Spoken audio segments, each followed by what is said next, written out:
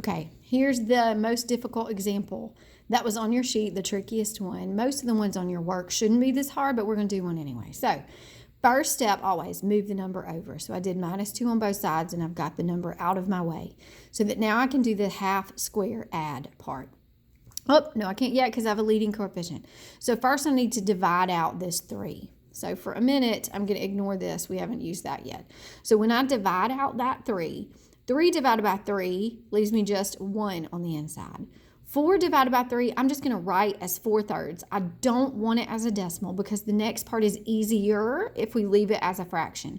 Because when we do our half square add, it turns out that half of a fraction is just denominator times 2. Double the denominator and you have halved the value. So that 4/3, half of it is 4/6. So it's easy to take half of a fraction, harder to take half of a decimal.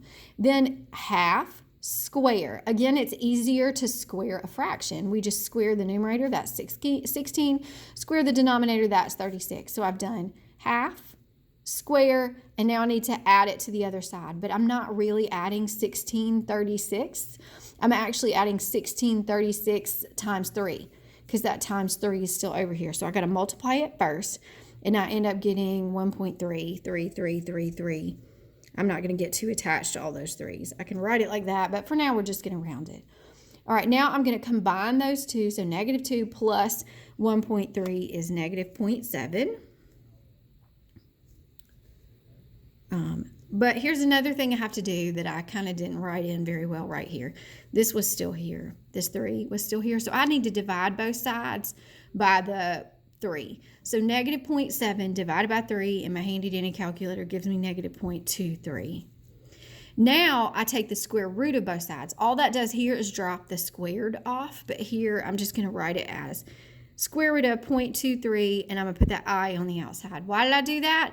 Because it was a square root of a negative, and I need my plus and minus. Ooh, that's very sloppy, sorry.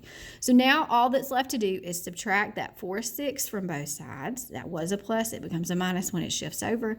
Plus and minus I square root of 0.23. So in summary, all the steps. First, move the number over. Second, factor out a leading coefficient if there is one. There isn't always one. Then we do our half square add. Half square, add it to the other side. When this one gets added over, I have to remember that it's multiplied by 3. Don't forget that.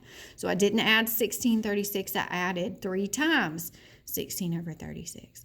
Then I divided by the 3 to get it off. At this point, I'm just trying to solve for the x. Divide by the 3 to get that off, and then square root both sides. Subtract the 4/6, and we've got our answer. It's an ugly one, but this is the hardest one of the group. So hopefully you'll be able to follow the other ones. If you get stuck today, you are welcome to ask Miss Austin or just save those questions, and you can ask me when I get back.